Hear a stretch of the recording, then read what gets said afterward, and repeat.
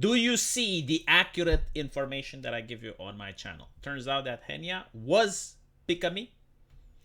Watched her graduation. It would have been hilarious if it wasn't Pikamee, because there were 20,000 people there all waiting for her to say something, and if she said something and it wasn't Pikamee, you'd have had people leaving en masse, people being very negative, maybe some even saying some slurs.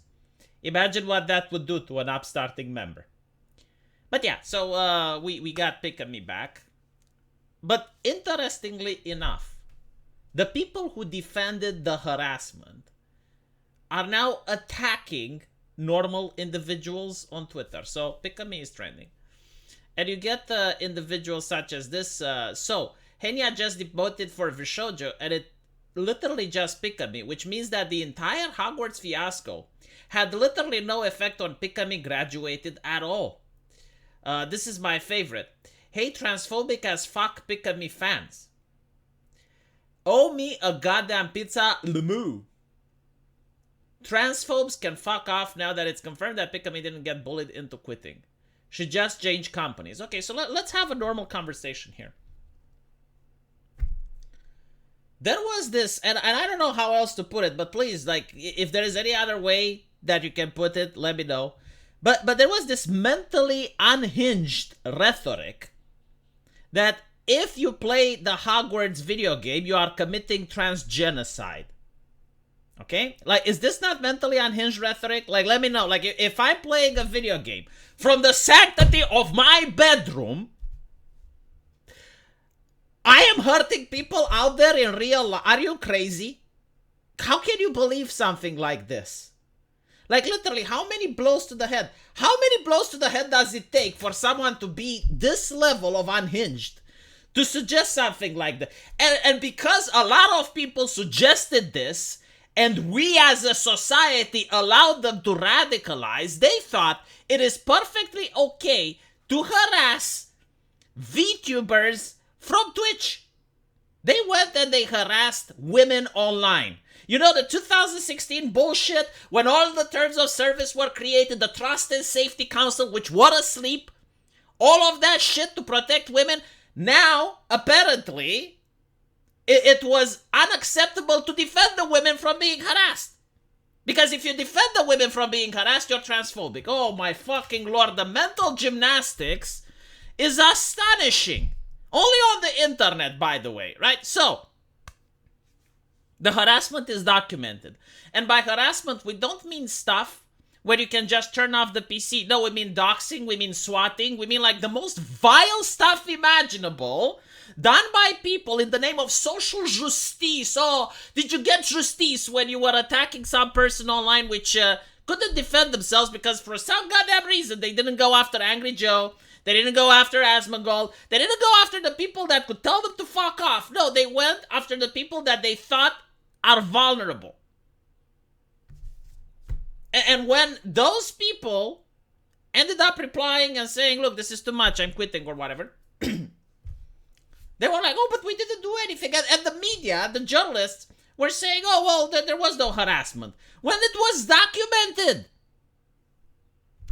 And the only people that got backlash, by the way, because they tried to hide behind actual transgender folk and say, like, oh, well, you know, like, we didn't do anything. You're attacking trans. No. I haven't seen a single trans person attacked, by the way. The only people that got the backlash was the ones that actually did the harassment, that actually did the doxing, that actually encouraged other people to do it. Those were the ones that actually got the backlash. Now, regarding Pikamee, I have seen Shy Lily, I have seen Kson, I have seen many other streamers come out and say that the Hogwarts game had to do with the graduation. And we noticed that the Nijisanji, which graduated after 3 months of being there, also graduated because of the fucking game. So no, you know, I definitely think it was Hogwarts. I do not think that she just changed company. It is quite possible that the reason she changed company was because they told her she can't play the fucking game. But even, like, let's assume for the sake of the argument that she did not leave because of that. Let's assume that she just happened to want to change companies. Okay, fine. So that means it's okay to dox people? That means it's okay to swat people? That means it's okay to do all of this shit because they're playing a video game and we have to defend that? We have to pretend that that is normal and okay and acceptable? Because I don't think so. I genuinely do not think so. And to hide behind like, oh my god, you know, I'm going to use transphobes as a shield. Oh, if you defend women online, you're transphobic. No. This has nothing to do with trans people, okay? Absolutely nothing. All it has to do is with the fact that some people on the internet feel masculine when they go out and they harass VTubers, and that is unacceptable. And they also went after some of the most wholesome, some of the most kind, some of the most compassionate VTubers out there. Like Pikamee, anyone that watches her content knows just how wholesome she is. Silverveil, my god, like Silverveil bent over backwards trying to please everybody. Like, this is not the person that goes into controversy. This is not a person that tries to run for office. This is not a person supporting any type of movements. No, but the reason that the internet mob was upset is because they couldn't control her. They couldn't dominate her. So they went and tried to dox her. They tried to do everything possible in order to get her offline. You know, like, the funniest thing about it is that I know people, when Pikamee announced her graduations, they were celebrating. And when the backlash finally came and when people were criticizing, that's when they started going, it's like, oh my god, well, you know, we didn't do anything. It's like, it's fine. And by the way, you know, it's also the fact that the internet is fed up with this woke mob on Twitter that gets to set arbitrary rules that make no sense, are completely unhinged. Like, you play a video game, you're committing trans genocide is the most ridiculous statement that has come out of anyone's mouth. But for some reason, we have to internalize that, assume it's true, and at the same time, like we have to tolerate when they go out and bully and harass people. Which, again, you know, like, if it was just verbal, it would have been something, but it wasn't even verbal. Like, it goes beyond that. Like, let's try to get VTubers fired. Let's try to get them doxxed. Let's try to, like any type of harm that would have come on them, it would have been celebrated, right? So this is what we're talking about. We're not talking about mean words of the internet.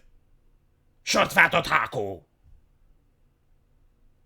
But yeah, so the good thing, you know, for the Pikamee fans is that she is back.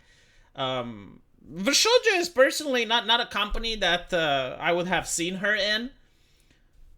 We will never know why she joined this other company. It could be because of monetary reasons, like they could have offered a better deal.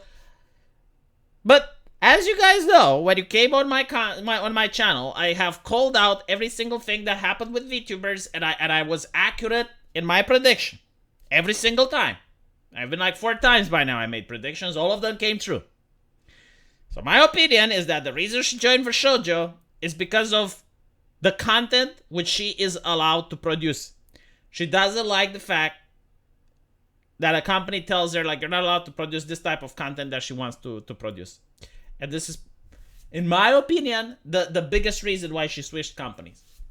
Let me know what you guys think, though. And as usual, I will see you in the comment section. Take care.